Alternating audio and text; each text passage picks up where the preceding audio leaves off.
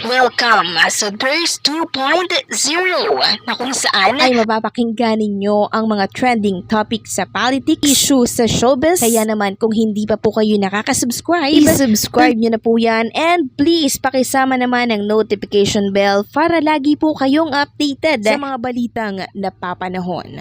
So unahin nating pag-usapan itong tungkol sa binahagi pong picture ni Boss Joey De Leon. Picture po ito ng painting ni Mama Mary kasi ngayong araw po ang kaarawan niya, no? So happy birthday po Mama Mary, kasabayan ng Grandparents' Day. So nagkasabay yung ganap ngayon, birthday ni Mama Mary and the Grandparents' Day. Kaya naman sa mga lolo't lola out there, happy Grandparents' Day po sa inyong lahat. And since Grandparents' Day ngayon, for sure, itong mga anak po ni Bossing Vic Soto, magtitipon-tipon, 'di ba, para i-celebrate itong Grandparents' Day. 'Di ba? Ang dami pong apo ni Bossing Vic Soto, 'di ba? So hindi po mawawala ng pagtitipon-tipon ang Soto family dahil ganyan po sila lagi, no? Talagang lagi silang may gathering pag merong mga salo-salo, mga ganitong pagtitipon, lagi po silang present. So isa nga po 'yan sa hinahangaan kong family. Kahit na marami, iba-iba po yung parents or mother ng anak po ni Bossing, no? Magkakasundo po sila. Dahil yon sa maayos na relasyon ni Bossing Vic Soto sa kanyang mga anak. Samantalang, narito naman at ipiplex ko sa inyo ang kaganapan sa anak ni Bossing Vic na si Baby Mochi at si Tali. So ganyan lagi sila magbonding. Lagi po silang sweet, 'di ba?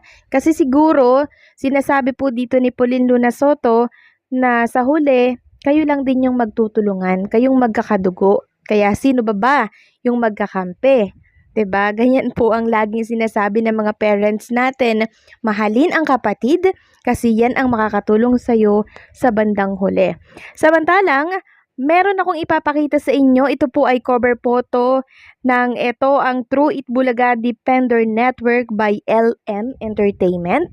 So nagawa po siya ng cover photo. Ang ganda po nito, no? Sabi dito kasi Itbulaga 5 years to decade.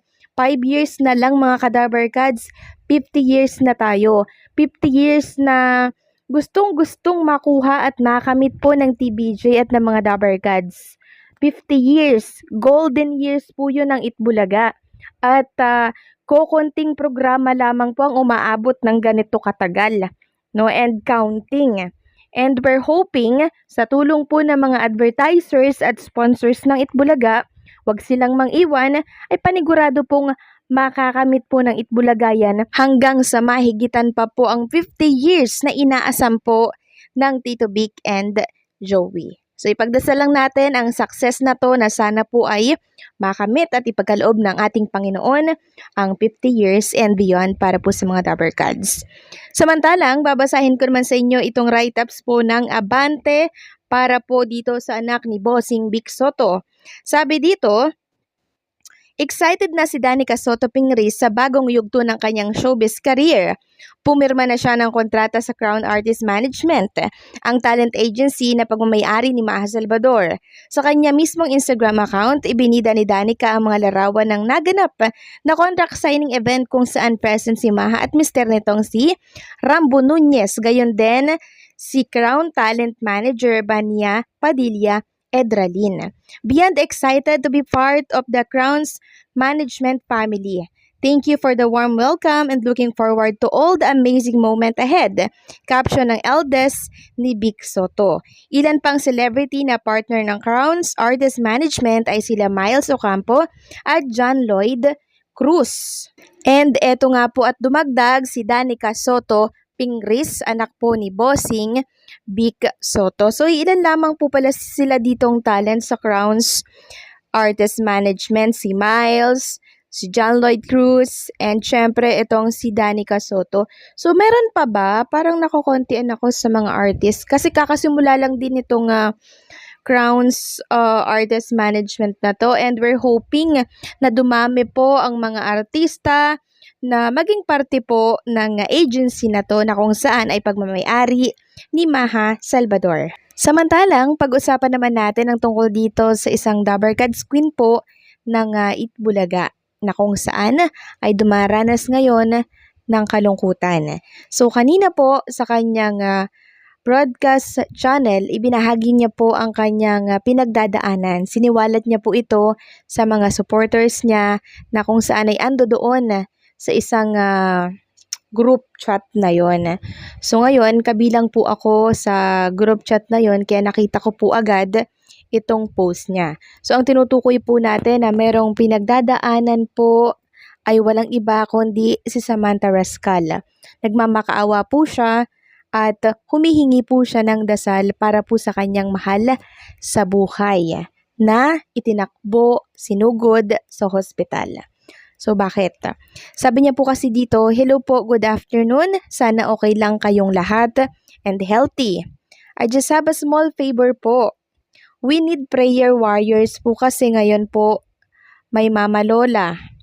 Please include my Mama Lola to your prayers po. Her name is Lola Cory Adriano. Health stable, BP, positive result, and fast recovery. Nasa hospital po kasi siya ngayon and we would really appreciate your prayers. Thank you po and God bless us all." So yan po ang pakiusap ni Samantha Rascal, yung SQ po sa Itbulaga na lagi pong kumakanta sa therapy, yung makulit, yung kalog na kinaaliwan po ng marami, humihingi po ng saklolo para po sa kanyang lola. So kung hindi naman po makakaabala, ay marapatin po natin na ipag-pray itong si Lola Cory Adriano, lola po ni Samantha Rascal. Grabe no, Grandparents Day pa naman ngayon pero eto sila at nasa hospital. Salip na mag-celebrate sana 'di ba ng Grandparents Day. Pero wala hindi po natin masasabi talaga yung mga mangyayari sa mga bawat araw na dumarating. Kaya lagi po tayong magdarasal mga Kadabarkads. So ulitin ko lang po ulit, Lola Cory Adriano, pakisama po sa prayer ninyo na sana maging okay po ang kanyang kalusugan. Stable po ang BP kasi marahil bumababa, tumataas yung kanyang BP. No, mahirap po yan. Positive result ng mga lab test niya, sana po ay maging positive lahat yung makuha niya, no? And syempre, mabilis na pagaling at makalabas agad sila dyan sa hospital. So, konting oras lang to mga Kadabarkads, ipag-pray po natin siya na sana po maging maayos na ang lahat. Muli, maraming salamat po. Kailangan ko pong i-update ito nang sa ganun ay mas marami pong prayer warriors ang makarinig nito at tumalima sa request ni Samantha Rascal. Mas mabilis kasi yung pag-recover no, ng isang patient pag sama-sama pong nagdarasal.